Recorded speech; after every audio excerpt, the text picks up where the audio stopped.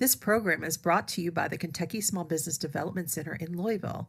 We provide the professional expertise, tools, and information necessary to help you make sound business decisions.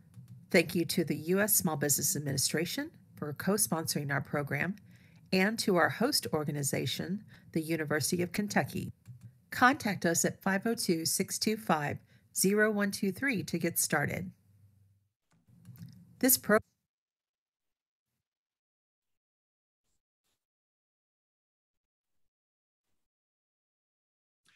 Welcome, everybody, to another edition of Toolkit Tuesday. I'm glad you could join us today. I'd like to welcome my guest, Dale Gibbons, who is a spectacular coach, business coach. I'm Dave Etkin. I'm the director here at the Louisville Small Business Development Center here in Louisville, Kentucky. Dale's a great friend of mine. He is a superb business coach. He is a great expert. He's written several books. Got another one in the works, and he's helped tons of companies really ramp up their sales, really build a company that can be, that the owners can be proud of. And he is a great growth coach. So welcome, Dale. And today you're going to talk a little bit about how to push your business over 7 figures, right? That's right. Yeah, absolutely. Looking forward to it. Who wouldn't be interested in that, right? A lot of people raise their hand and say, tell me more. Yeah. So, let's just go ahead and get started. Why don't you share your screen and let's get going. Sure, absolutely. See if I can make that work properly here. Try not to push any of the wrong buttons. Let me know if you can see that, Dave. Looks great. There you go. Okay, excellent. Ready to jump in? I'm ready to go. Let's do it. All right, awesome.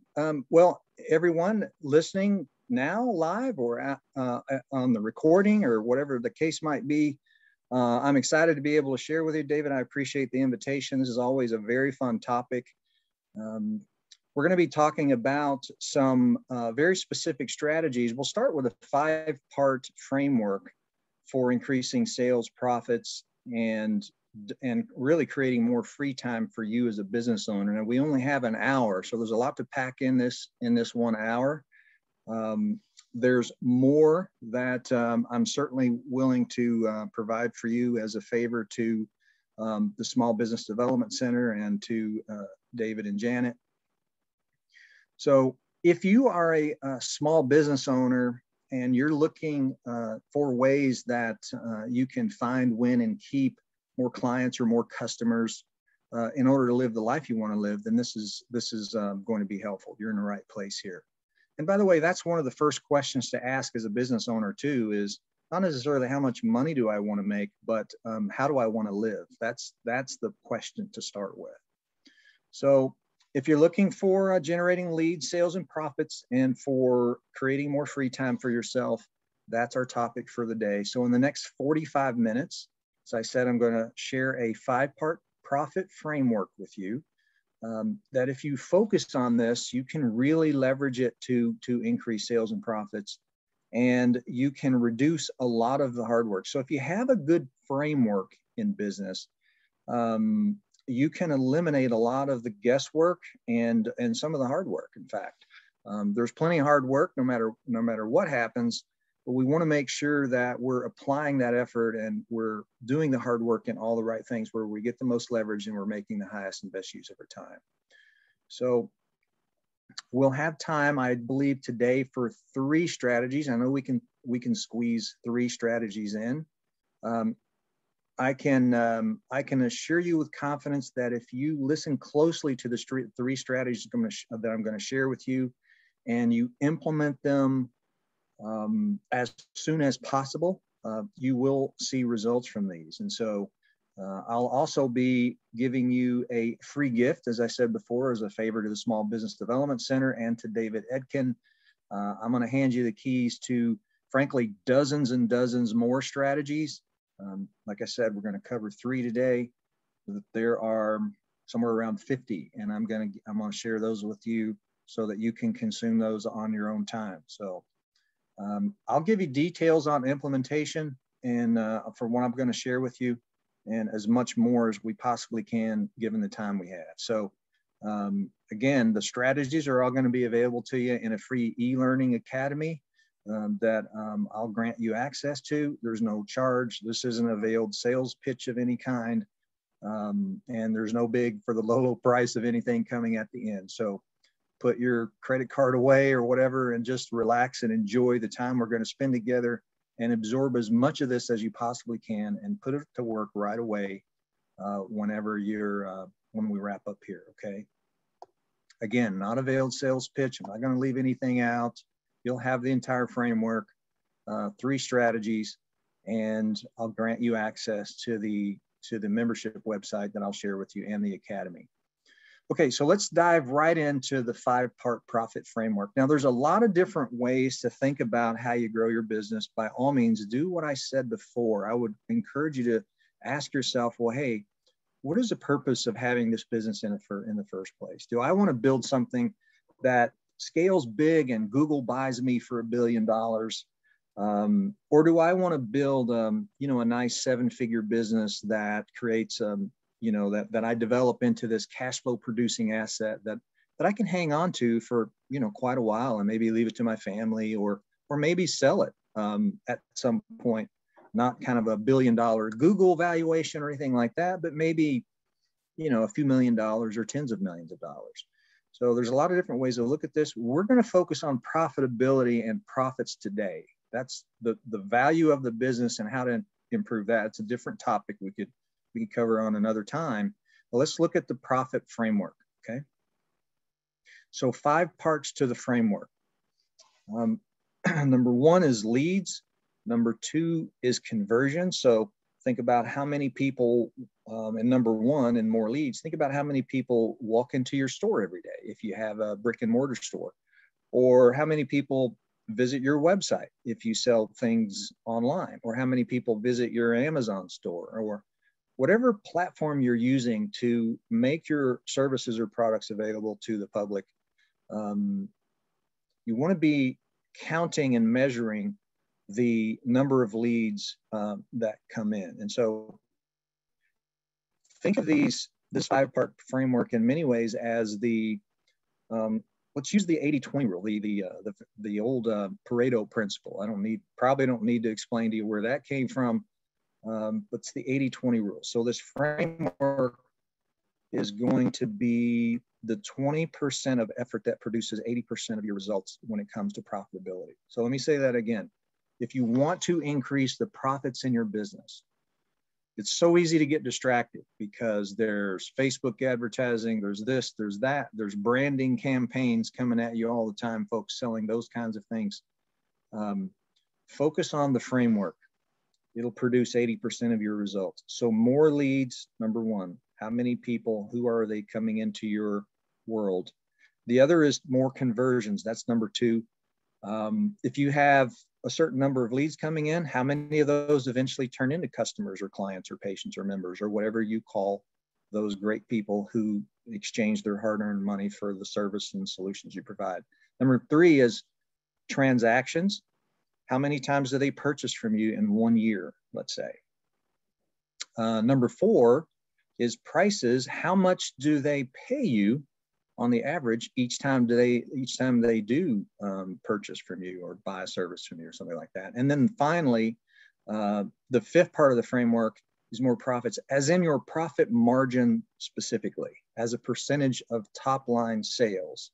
Okay. Some people say revenue. Have to be careful when you use the word revenue, I found, because depends on how you define it. I'm not going to use the word revenue. I'm going to say top line sales. If you sell a product for $1,000, that's your top line sales.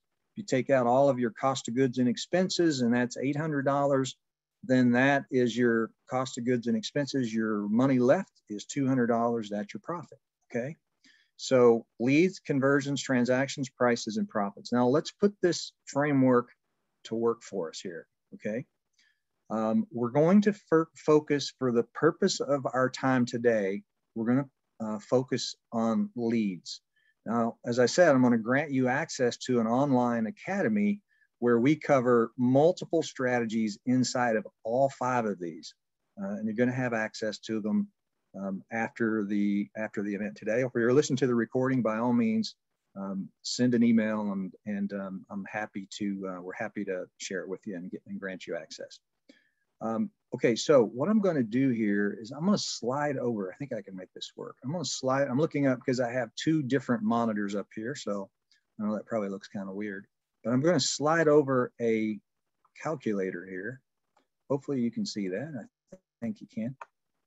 So this is the profit growth calculator. It's basically the framework, okay? You can access this if you'd like yourself and tinker with it if you want. Just go to your sevenfigurebusinessacademy.com. That's the online academy I'm going to grant you access to.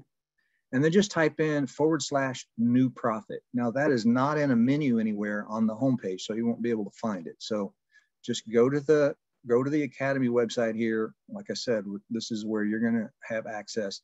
And then just type in new profit, and you can put your numbers in here and have fun with this. So let's say that a business has 1,000 leads coming in per year. Now, most business owners, sadly, don't measure this. Remember, you don't get, how does that go? You don't get what you expect and treasure. You get what you inspect and measure, okay? So make sure that you are inspecting and measuring for your own information how you're doing here. So more leads. Let's say you got 1,000 coming in, and let's say you have a conversion rate of 25%. So 25% or 250 of those folks going to your website, coming into your store, whatever the case may be, 25% of those turn into new customers or clients or patients or members. And let's say that they purchase 2 times per year. Let's say they purchase twice a year. We can be totally random about this, but I wrote this out in advance. Let's say there's $1,000 each, okay? And your profit margins are, let's say, a pretty healthy 30%, okay? Now, if you click on multiply profits here, you've got a net profit of $150,000. That's not a bad small business. You know, that's a pretty decent living right there. That's before taxes, you know, all that sort of thing. So this would be, some would call this an EBITDA number, perhaps. So you got 1,000 leads, you got 25% conversion, they buy twice a year, they pay about $1,000, and you got a profit margin of 30%. So you're making about 150,000. Here's what's interesting. So if you consider that your baseline, current state, snapshot in time today, if you were to increase all 5 of these areas, all 5 of these numbers by 10%, okay, so you can see 1,000 is now 1,100, et cetera, and so on. Now you go from 150,000 in profit to 241,000. That's almost a $100,000 increase. And all you've done here is improved these 5 areas by 10%, okay? Now, if you were to improve those 5 areas by 50%, now your net profit, not your top line sales, but your net profit before taxes and things like that is $1.1 million, okay? So we're talking about 7 figures here in the beginning, and 7 figures is kind of a, you know, an exciting and sexy term. But when you're building a small business, that is when things get pretty exciting. When you hit or can get exciting anyway, when you hit a 7-figure top line sales number, that's pretty respectable, depending on the kind of business you're in and, you know, things like that. But I think for any business, that's a pretty honorable number. But when you're netting $1 million, now you're cooking with oil. Now you got some pretty exciting capital you can work with and a lot of other things you can do. All right, so let me move this out of the way here. By the way, David, if there are any questions along the way or anything like that, we'll see if we can make time for those at the end. I'm happy to do it, okay? All right, I'm gonna skip past a couple of these slides because we covered it sort of live here. Let's see here. Yeah, we did all this already, so.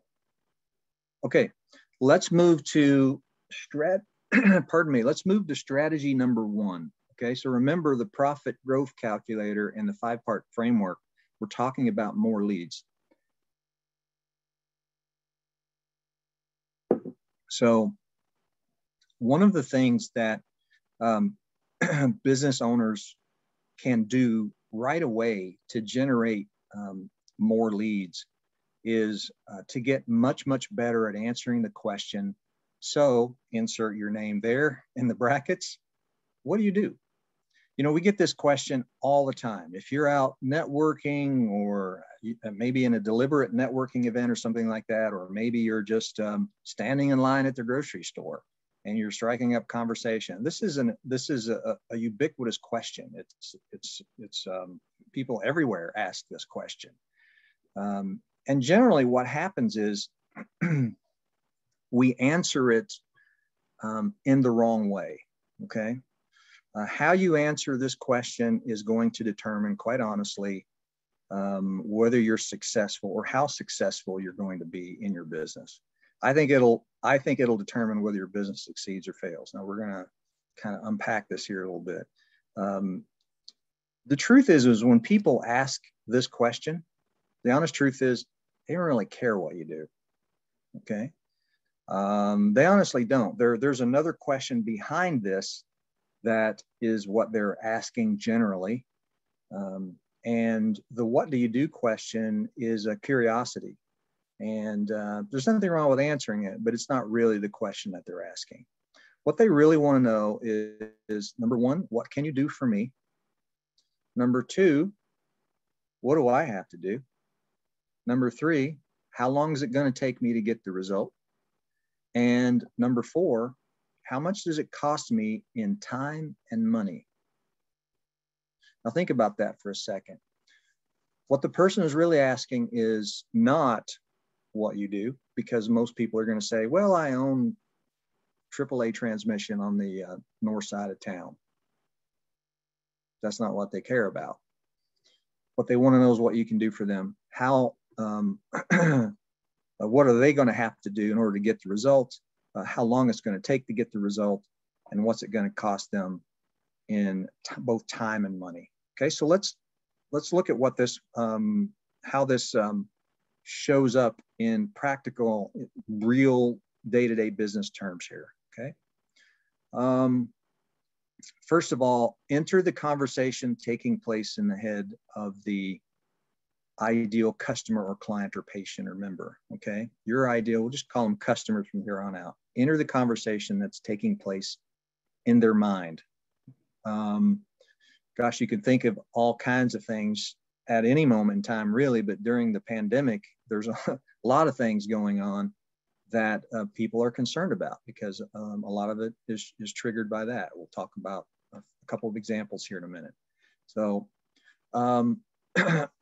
another way to look at this is to address the number one question that your prospects have in their mind, and do that at just the right time. And so when you accomplish this, what you're really doing is you're slicing through the noise, because it's an incredibly noisy marketplace. It doesn't matter what media you're trying to work in, whether it's social media, LinkedIn or Facebook or anything else more traditional media like TV or radio or print. It's incredibly noisy. It is a Me Too market for sure. So develop what I like to call the dog whistle message for your ideal client. It's something that it's almost like saying their name in a crowded room. They're going to hear that for sure. And it cancels the other noise out. So it's kind of a noise canceling dog whistle message, I like to call it. All right. So remember that the conversations taking place in every prospect's mind revolves around really two major things. There's a problem that they have that they don't want anymore. In other words, it's something painful they're trying to move away from, or there's a result they want, but that they don't have. In other words, there's something pleasurable rather, that they would like to move toward, or they're trying to move toward, and they're having some trouble getting there. All right. So your answer might look something more like this. So when someone says, hey, tell me what do you do? Here's the three parts that you can use. Just fill in the blanks here. You can modify this just a little bit, but no need to change it much. It might be, I help, and then it could be, maybe it's, I help homeowners in the Sheboygan area, or the Louisville area, or the Atlanta area, okay? to have the most beautiful lawn in their neighborhood without worrying about being outside in the hot sun in August or something like that. You know, we can work on that. I think I have another example that's pretty close to that here. And so that answers the question that we just talked about before. What can you do for me, and et cetera, and so on. Okay. So some examples. Well, before I do that, number one is your ideal client or customer. All right. Number two is specifically what you do for them. And number three is the pain they want to avoid while getting it. All right. The pain they want to avoid while getting it. That's from what I've discovered, that's the best part to put here in this third part of this little formula. All right, some examples. Let's say we're at a networking event. Someone says, hey, what do you do? What typically someone might say is, well, I'm an engineer at Acme Corporation. Okay, you've heard these kind of answers. You probably have used them, maybe use them yourself. This is what it might sound like afterwards, okay? Well, I design high-tech fuel systems for cars so they burn less gas, which means that car owners like you save thousands of dollars each year and help heal our planet. Now put yourself in the position of, you know, a networking event that the Chamber of Commerce, whether it's, you know, doesn't matter what city it's in, you're at a Chamber of Commerce, you're at a networking event. Instead of saying I'm an engineer at Acme Corporation, that comes out. There's no doubt the person knows exactly what you do and the contribution that you're making, not only to them as car owners, but to the planet. And so you've inserted a little more of an element of purpose and mission here in the answer, okay? Very, very powerful, very impactful. Here's another example. My husband and I own a landscaping company. Pretty typical. This was one of my clients actually that used to say this. So we kind of worked on that a little bit. And now it's, we create beautiful landscaping for busy professionals that makes their home the envy of the neighborhood so they can avoid the heat and spend time doing what they love. Now, if you're a busy professional and you ask someone, hey, tell me what you do, instead of saying, my husband and I own a landscaping company, and they're going to say, oh, well, that's kind of neat. How long have you done that? Remember, this isn't what they want to know, guys. What they want to know is this part down here. We create beautiful landscaping for busy professionals that makes their home the envy of the neighborhood. Even better, if you're talking to the person and you know they're your ideal client, makes your home the envy of the neighborhood, okay? All right, let's see, I think I have one more. I'm an insurance broker. Boy, this is a tough one. There are a lot of insurance brokers out there. It's an incredibly competitive space to be in. Differentiation I've found is very, very rare. You probably would agree. Okay, so that might be, I help the people of Sheboygan sleep well, knowing their family, their home, and their cars are totally protected from natural disasters and accidents. That might be true for every insurance broker, every insurance agent in your neighborhood, but I promise you, nobody is saying this. And that just by itself makes you different, okay? It doesn't mean that you always have to have a patent on the newest thing in order to be able to use this type of approach to be effective and powerful. You can be the only one who says it. Say it in a different way.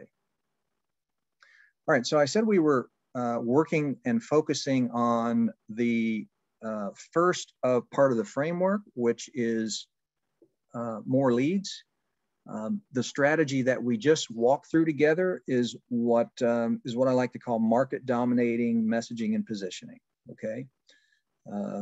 That is the first of the strategies we're going to share today. So, all right, let's keep moving along here. And I want to make sure that we save some time for questions if there might be some interaction. Okay, so let's move to the second strategy here. Now, before we do that, it's important to understand the idea of the buyer's journey, okay? The concept of the buyer's journey started to become really popular. It's probably been 10 years ago now, maybe a little bit longer. And it's a very good way to look at the experience that your customer potential customers have as they interact and go through this decision-making process. But we're going to make this pretty concise here for the sake of our time today, because the point I want to make is this. Every person you talk with who would fit into what I would call your ideal customer avatar or profile, folks call those different things. Every person you talk to is going to potentially fit into one of these three categories. The one I want you to pay close attention to here is the now buyers category over on the right. Less than 1% of the people you talk with or you touch online or offline in some way with your, let's say your market dominating positioning, or maybe your positioning and messaging isn't so market dominating right now. We can potentially work on that. But it's less than 1%. It certainly isn't more than 1%. So only 1 out of 100 is going to be, oh my gosh, you are exactly what I'm looking for. Stop talking. Let me give you my credit card number. I want your help. That's 1% or less. Okay. It's great when those happen, but most business owners are focused so much on that 1%, they miss the other 99. So the other 99% are going to fit in soon to buy buyers. In other words, they're really close, but maybe it's a timing thing. The only difference between salad and garbage is timing. And so maybe next week would be better. Maybe they're future buyers. That could be a timing thing too, but there's other things that might be involved, which is they're very, let's say, very cerebral and very risk averse. And so they're taking a lot of time to do their homework and that sort of thing. The power is definitely in the hands of the consumer these days.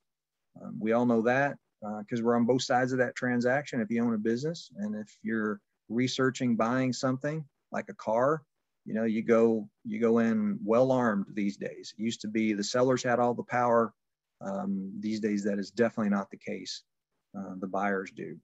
Okay, so the second strategy here is creating compelling offers, information offers to move people, to help lead people from future buyers and soon to be buyers to now buyers. Okay, this is what that might look like. So here's an example. This is a website that is really typical of someone who is missing out on the 99%. They're focused solely on the 1% who are ready to do something now. So if you look at this, website, what you see here is you see an 800 number, you see a get your free retirement consultation, you see contact Gary, you see phone, toll free, and fax, and all those things are a very high barrier of entry. All of them almost require that you talk to someone right this minute. And most people, unless they are in acute pain, that isn't going to happen, okay? So there's an example of a website that's focused only on the 1%, missing the 99. Here's another. This is a chiropractic office, and you can see this was a client in Kansas, and what they have here is their phone number. So unless you're ready to book an appointment or come in and see them, you're probably not going to make the call. Some people would maybe in doing the research, but that's usually not the case. Most people just keep on moving. Okay. All right. So again, we want to move them from left to right, and we have to give them information and give them a good experience to do that. That's the key: information and a good experience. So one more example, and then we'll show you how you can change this up. This is a child psychologist from a while back. And if you think about what's wrong here with this offer, and you do want to make an offer, by the way, on your website, or whatever the case might be in your store. The problem here is that it's a free consultation, and you can also see that it starts with call now. Call now to schedule a complimentary 30-minute session with Dr. Smith. So unless your child is about to burn the house down, you're probably not going to do that. You're going to want some information first. So What happened here with the doctor is we created a video here, a video script. One of our partners did, one of our coaches. And the script went like this: as a parent, are you struggling to gain control of your child's attitude and emotions? Remember what we said earlier about entering the conversation going on in the prospect's mind? One of the ways to do that is to ask questions like this, okay? Attitude and emotions. Is your child yelling and screaming at you while often displaying belligerent and sometimes threatening tone that no matter what you do or try, you just can't seem to get under control? You might be chuckling. It depends on what part of the country you're in, because where I'm from, there was a solution to this, but it's not a very politically correct thing to do these days, for sure. My name is Dr. John Smith, and I help parents like you every day learn the techniques that will solve these frustrating and destructive behavior patterns once and for all. In fact, let me prove it to you, okay? And then enter your first name and email in the box to the right, and I'll send you a series of 60-second techniques that will immediately restore peace and quiet in your home. And so there's no need to talk to anybody right now. What the doctor here is doing is providing some value up front. And that's the key, is to remember to provide value early and often. Let me say that one more time. Provide value early and often. And value is a highly overused word, probably. But if we define it and agree on what it means, then it becomes more useful to us. So if you define value as anything that people will give their time or money for, which, by the way, is a higher emotional state. In other words, they're moving away from the thing they don't want and toward the thing they do want, away from pain and toward pleasure, then that is value. So the first thing we want is for them to exchange their time for some value that we provide, okay? That, in this case, is a series of 60-second videos and techniques they can use to get some relief and result right away. So we changed up the website here and offered the videos, and there were some pretty significant results that came from this, and I'll share those with you. So they averaged, I'm pretty sure this was 300 leads per month, and about 30 of those, 10% of them called to ask for a consultation. About 3% of those actually, took them up on that, and 3 became new patients. So that's about a 1% conversion rate in total. Let's see. So after the information offer here was added to the website, there were a significant increase here. So there's 300 leads per month. About 20% requested the offer. About 10% of those consented to the consultation. The average sale was, so there's 6 new patients. Average sale was $800. That's $2,400 a month increase in sales for this child psychologist. Just 28,000, a little under 29,000 annual revenue increase. Okay, just on making that one change. So create a low barrier of entry, low risk information offer that is of high value for your ideal customer. Okay, all right. So the second strategy that I've shared with you, which also fits in more leads in the 5-part profit framework. Strategy number 2 is the compelling informational offer. So strategy number 1, market dominating messaging and positioning. Number 2, the compelling informational offer. This might not, the compelling informational offer might not be new to you. You've probably experienced it yourself, but amazingly, a lot of businesses don't take the time to actually put one together. What I see is that in many cases, if they do put one together, it's not very well done and not considered of very much value to their ideal client, that's or customer. That's why they don't, if they're struggling with generating leads, that's typically why. Okay, so there's a second strategy, compelling information offer. Focused on more leads. Let's go into the third and final strategy, and then we'll have time for Q&A, I think. Should be able to do that. All right. The third strategy is, we'll call them joint ventures. Now they could be, you know, legal joint ventures where you're really making things formal. They could be very informal, actually. They could be a handshake, or they could be, you know, just a simple memo of understanding. That's a fairly common way to do it. But joint ventures is a very, very powerful way to build your business in a hurry.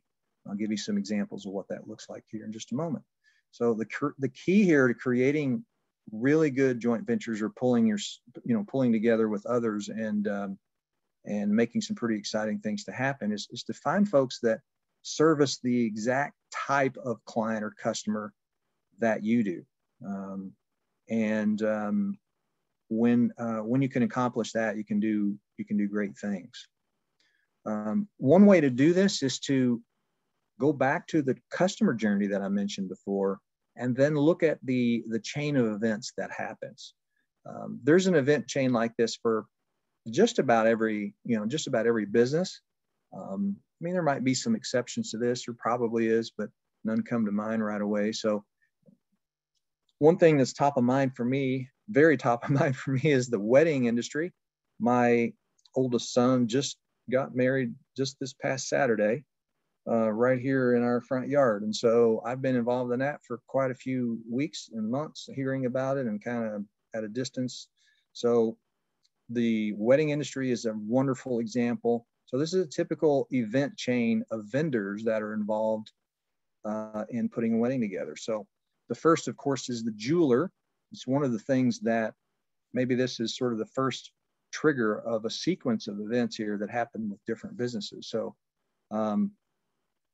my son, for example, decided to, marry his new wife, and he goes and buys a ring. I remember that consultation. And then she goes and finds a wedding planner.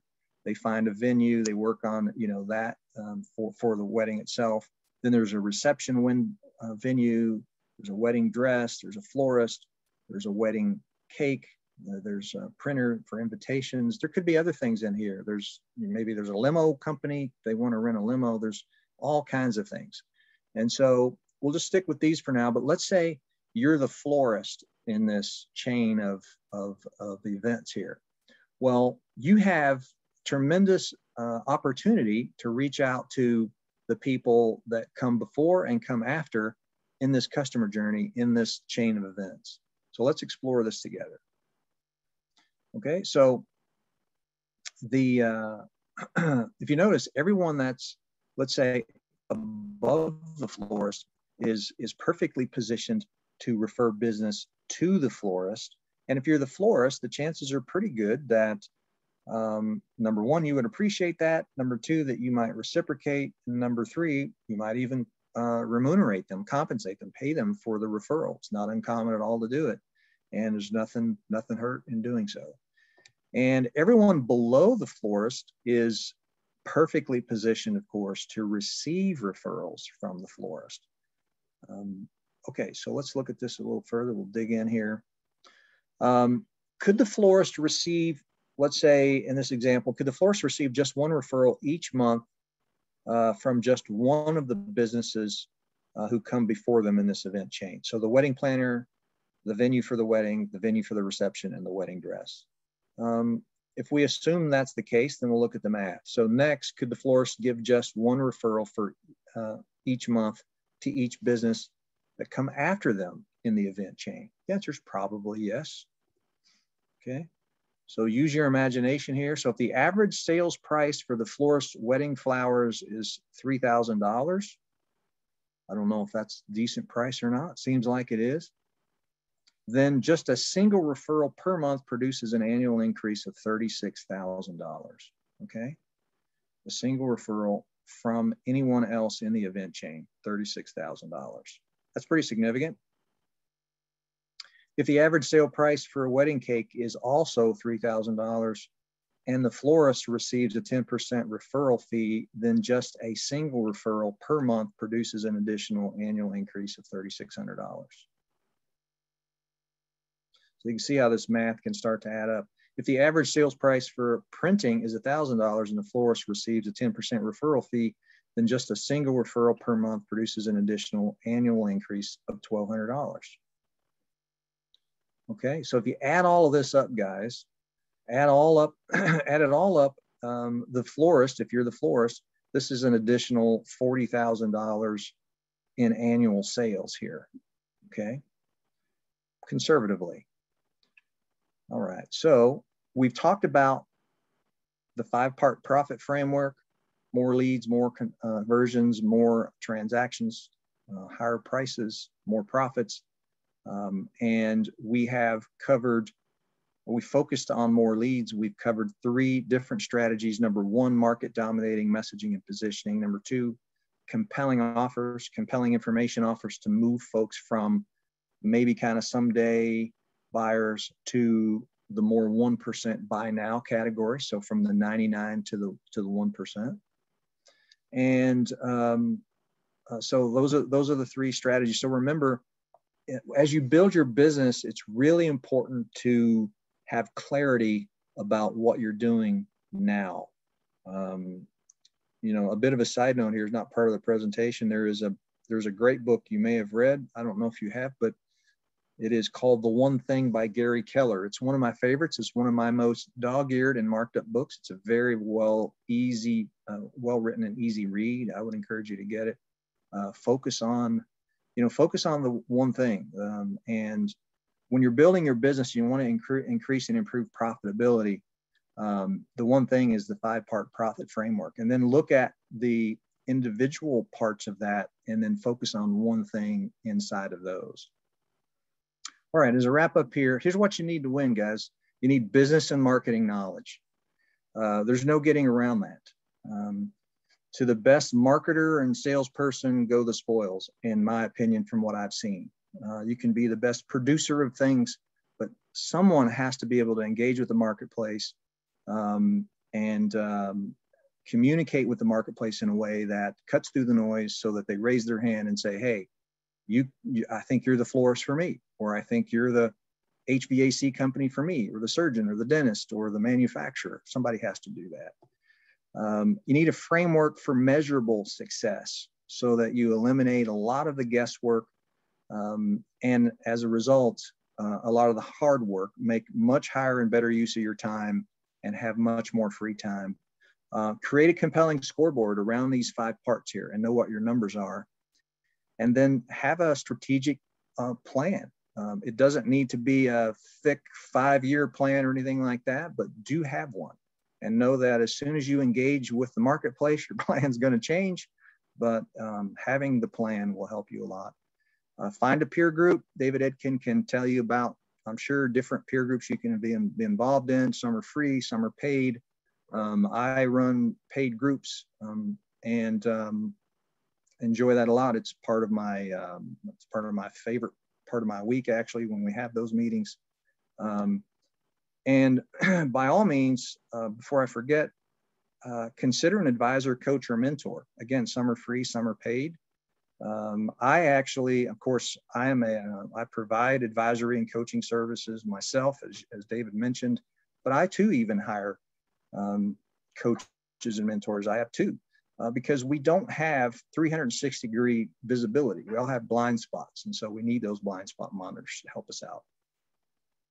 Okay, I mentioned today that I was going to give you the 5-part framework. You absolutely have that. You have the 3 strategies that you can start with today. I would encourage you to go to work and implement those right away.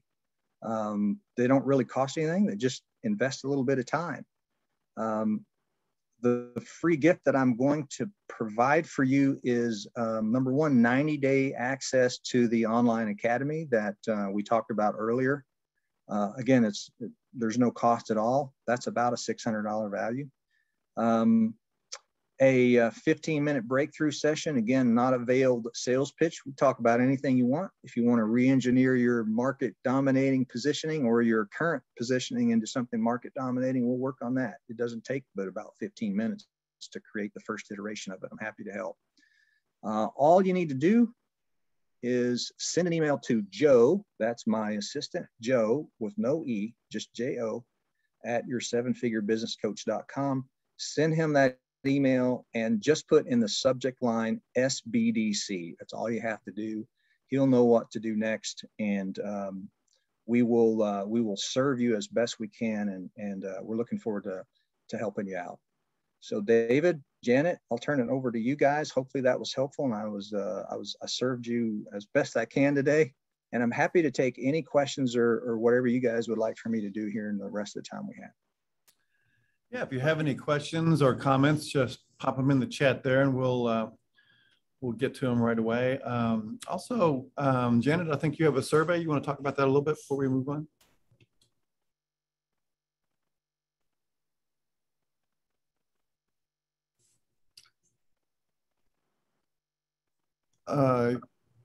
You're on mute there, Janet, I think.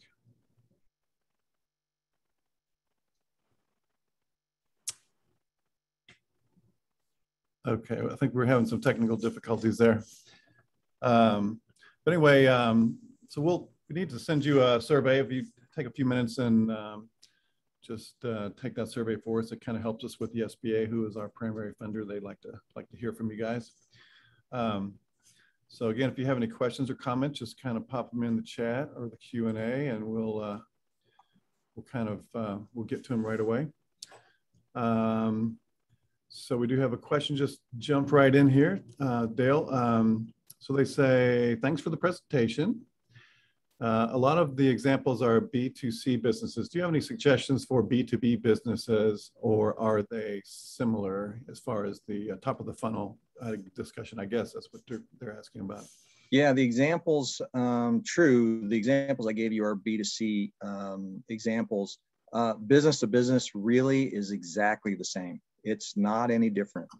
One of the things that I think is helpful is to, when we're communicating and things like that and talking about our business, B2B, B2C, those are all important and helpful terms. But ultimately, it boils down to human to human. It's one human being communicating with another human being who just might have a problem. That you're a human being communicating with another human being that just might have a problem you can solve and help them move forward. And that's really super important, and it's a way to think about it. So all three strategies are, I don't know what the term would be, but it doesn't really matter if it's B2C or B2B. Okay. Yeah. Yeah.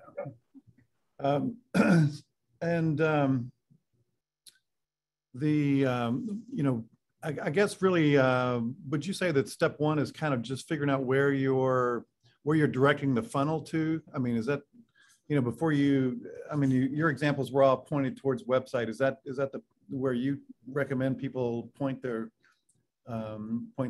prospects to?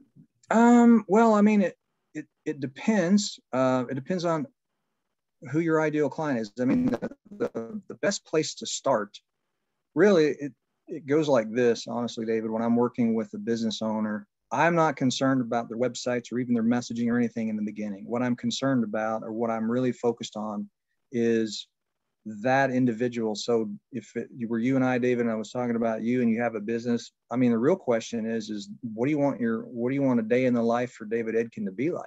Mm-hmm. And is it like that now, and what's different about it? And so what do you need to do as a business owner in order to change things in your business world so that you're living a day in the life of David Edkin as he would define it, as a perfect day? Okay. Now, for most business owners, that means, well, I would like to make more money, and that means I really would like to have more customers. That may or may not be the answer, by the way, but let's assume it is. And if that's the case, then, well, let's talk about who that customer is. How do we define that person? What is your ideal client avatar? It is very important to know who that is. And then, and the reason for that, David, is because maybe they don't go online. Maybe your ideal client are seniors, and they just don't go online. They don't go on social media. In which case, now you've got to be able to find them and reach them in different ways. Yeah. So, yeah, there's questions to ask at a much higher level in order to sort of work down into those details. Hopefully that's helpful. Yeah. You know, then once you understand, okay, well, my ideal client is this type of person, and they live in this kind of a place, and you know, all those kinds of things. Then the question becomes, well, what problem do they have that you're the best at fixing, or what problem do they have that you have the best product, you know, ever? It's going to solve their problem. And okay, then that makes sense. That's a fit. Now, what do you say, or what words do you use? Market dominating messaging. What words do you use to cause them to stop whatever they're doing and lean forward and go, wait a minute, David Edkin, oh my goodness, hold on, honey, turn the TV down. Can you make put the kids? That's what we're talking about. And now that person is zeroing in on David Edkin because you just wrote something, or you just said something, or whatever it is, but they heard the words coming from you that addresses a painful thing that they have. Now they want to hear more. I guess a great analogy is you have to start a conversation to build trust, then, is what this customer journey is. Well, yes. It starts with pain relief, honestly. You know, if you think about it, because let's say you have a bad knee, David, and if you have a bad knee, you want to find somebody who can fix that knee. You don't want, what you're going to do is you're going to maybe reach out to other people and ask them, and you know, that sort of thing. But the point is that you're going to resonate with a message of someone who is communicating well about fixing bad knees. I'll give you a quick example. I hurt my knee back in 2013. I'm playing basketball. The whole ACL, meniscus, all that, whatever those 3-letter acronyms are that put your knee together that are really hurt when you mess them up. I messed them up really badly. Well, I didn't know anything about that. So what did I do? I started asking around, and what did I want? I wanted my knee to go back to normal as fast as possible, and so the pain went away. And I didn't go to a dentist. I went to someone who fixed knees, and the reputation they had came later. You see what I mean? Yeah. The first thing is, do they fix my problem? Okay. That's the first thing. Next thing is, can I trust them? They're like a nanosecond apart sometimes, but do I have the right, am I in the right place? Or am I talking to the right person? They fix my problem, first of all. And secondly, can I trust them? And so there could be some things. I'll tell you why I chose the doctors I chose. Number one, yes, they fix my problem. Number two, they specialize in knees. Okay. They specialize in knees. Number three, here's where the trust came in. They do all the knees for U of L and UK, or at least they did. I don't know if they still do or not, for U of L and UK sports. Remember the ball game where the U of L player had the really kind of gruesome injury where he broke his leg? Yeah. Well, I hurt my knee right after that happened. I think it was right after that. And when I started asking around about this, and someone said, well, you need to talk to this person. I called that person, and they said, yeah, we're the ones who fixed that guy. I said, well, then you're the ones that's going to fix this guy. I didn't care what it cost. That's a great story, but so true. Now that you put it that way, it makes perfect sense. Mm-hmm. Mm-hmm. Yep. Yeah. So would you talk a little bit more about this idea about giving value early and giving it often? That was kind of a good statement. Yeah, sure. Well, if you think about it, these days, especially, and I find myself being like this too, it's almost embarrassing to admit it, but we have the attention span of a fruit fly. I mean, we're used to these little soundbite things, these little less than 2-minute videos. It's probably the rules now is less than a minute. I don't know, but it's becoming shorter and shorter. And so sitting down to watch a 2-hour movie is not as common as it used to be. And it has to be really good in order for someone to sit through it. It has to be better and better. So we have to get right to the point as quickly as possible. You have to grab attention in the first 3 to 5 seconds, or you do not have the opportunity for the next 30 seconds. So the objective is in 3 to 5 seconds, certainly under 10 seconds, to answer those 3 questions, or those questions I mentioned before. What can you do for me? What do I have to do? How long is it going to take to get the result? And what do I have to give up in time and money? So you got to answer those questions in 10 seconds or less. And when you do, that's when I lean forward and tell, hey, turn off the TV, do this, do that. I want to listen to David Etkin because he just said something that's going to solve a painful problem I had. Now you have another minute or 2 of my time.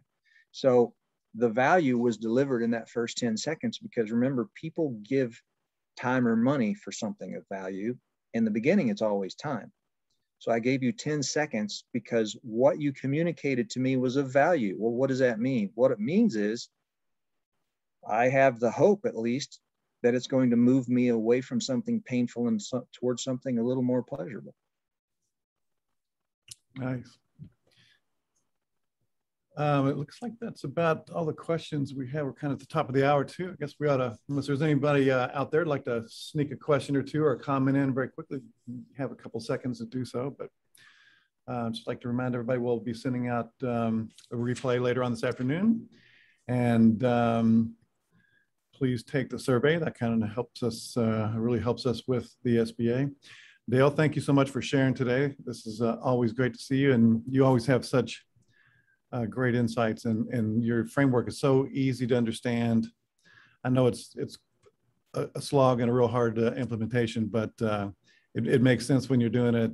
I know that you're successful with your clients, just kind of implementing these things. So I really appreciate you sharing that with us today.